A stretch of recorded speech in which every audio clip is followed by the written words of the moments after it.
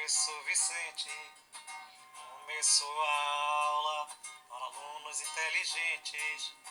Começou a aula, professor Vicente. Começou a aula para alunos inteligentes.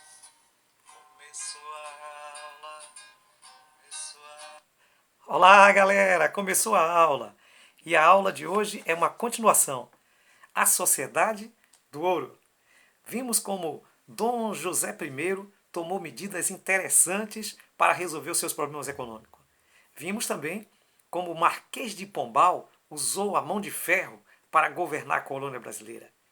Portugal contou com a sorte em encontrar o ouro no Brasil. E esse ouro foi encontrado justamente em uma cidadezinha em Minas Gerais chamada Sabará. Uma cidade bonita, charmosa, histórica, maravilhosa. Essa cidade, ela foi o primeiro lugar onde se encontrou o ouro no Brasil, justamente aí no século XVII para o século XVIII. Aí então nós temos os personagens que encontraram esse ouro, foram os paulistas, os bandeirantes paulistas. Bandeirantes paulistas foram muito importantes na história do Brasil. Veja bem, o ouro brasileiro, ele é chamado de ouro de aluvião, porque ele foi encontrado em regiões de cascalho, em regiões de areia, e havia um processo todo interessante para, então, aproveitar esse ouro. Muito desse ouro foi encontrado justamente próximo de rio. Nós podemos citar alguns rios. Rio das Velhas, o Ribeirão do Carmo, o Rio das Mortes, o Ribeirão do Inferno, o Rio de Jequitinhonha, ali então em Minas Fundas. Justamente nessa época, atuando ali justamente os bandeirantes. Os bandeirantes, juntamente com os jesuítas, foram responsáveis pelo desenvolvimento, pela ampliação, pela expansão do território brasileiro. No princípio da colônia, as pessoas habitavam mais a parte do litoral, que era perto então dos mares, facilitando assim o trajeto daqueles que vinham da Europa e da África também para o Brasil. Mas com o trabalho dos bandeirantes e o trabalho dos jesuítas, isso mudou.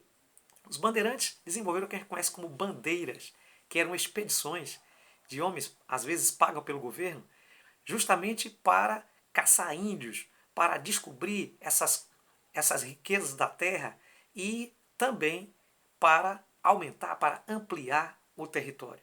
E isso rompeu inclusive com o Tratado de Tordesilhas. Os jesuítas, por sua vez, tinham o objetivo de catequizar. Eles queriam evangelizar os índios e por isso então eles começaram também a desenvolver essas missões que ocupavam determinados territórios e convertiam ali, catequizavam os índios em católicos. Então, essas duas ações, esses dois movimentos, promoveram o crescimento, promoveram a ampliação, o que nós chamamos de expansão do território brasileiro. Bem, além disso, nós precisamos saber que os bandeirantes, eles eram experts em muitas coisas. Ainda vou falar sobre os bandeirantes mais adiante. Não foi somente em Minas Gerais que o ouro brasileiro foi encontrado. Mais tarde, na região de Goiás e Mato Grosso, o ouro brasileiro também foi encontrado, e em certa quantidade. Podemos chamar a atenção também para o processo migratório. Até então, a grande parte dos portugueses não queriam vir para o Brasil. Mas, com o advento do ouro, 6.000 portugueses deixaram Portugal para vir para o Brasil com o sonho de enriquecer. E isso realmente aumentou a população branca brasileira, que nesse tempo não era consideravelmente grande. Tudo isso aconteceu entre os anos de 1690 a 1720. Um detalhe importante que a gente não pode esquecer é que nós estamos falando de gente, né? E como era composto essa população? Como é que era essa população da Sociedade do Ouro? A população, etnicamente falando, etnia quer dizer o indivíduo tem a sua origem de acordo com alguns traços característicos da sua parte física, né? E um dos traços característicos aí na etnia pode ser a cor da pele. Então, a etnia brasileira era composta por índios, negros, mestiços e brancos. Os índios, em termos de número, eram a maior quantidade. Um número que a gente pode dizer que eram milhares. Não se tem a contabilidade exata de quantos índios tínhamos no Brasil nesse tempo. Negros, aí nós tínhamos uma contabilidade. Os negros africanos eram 167 mil. É um número significativo para uma população pequena. Os mestiços eram de 82 mil. Normalmente os mestiços eram compostos de brancos que se casaram com índias ou índias que se casaram com negros ou índios que se casaram com negras, porque a população branca era de maior quantidade de homens e tinham poucas mulheres. Então, normalmente, isso fez com que o homem branco casasse com índias e negras, trazendo assim os primeiros, por assim dizer, brasileiros de verdade, os mestiços. É. Então nós tínhamos 82 mestiços e nós tínhamos 70 mil brancos, que era um número menor, mas também um número significativo. Essa população ela estava dividida da seguinte forma.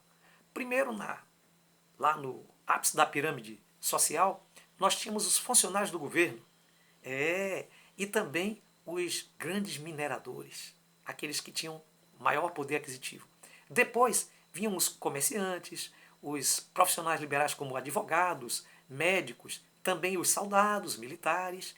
E aí então nós tínhamos, numa camada mais baixa, artesãos, os garimpeiros e escravos. E uma grande população de índios que poderiam servir também de escravo e desenvolver uma série de outros trabalhos, fazendo então a composição da população neste período da Sociedade de Ouro. Foi uma população que passou por muitos detalhes, tá? E um desses detalhes é que essa população enriqueceu. Essa população, ela desenvolveu um perfil todo particular, todo peculiar, e chamou a atenção do governo para ela. Por quê? Porque uma vez tendo condições financeiras favoráveis, muito do povo da sociedade que compunha a sociedade mineradora, agora queria a independência. Queriam se tornar independentes do Brasil. Muitos queriam, na realidade, que a metrópole não tivesse mais influência sobre eles. Muitos queriam que a Minas Gerais se tornasse, por exemplo, uma república independente do Brasil. E esses processos vão acalhar em algumas rebeliões que nós vamos estudar a partir do nosso próximo encontro.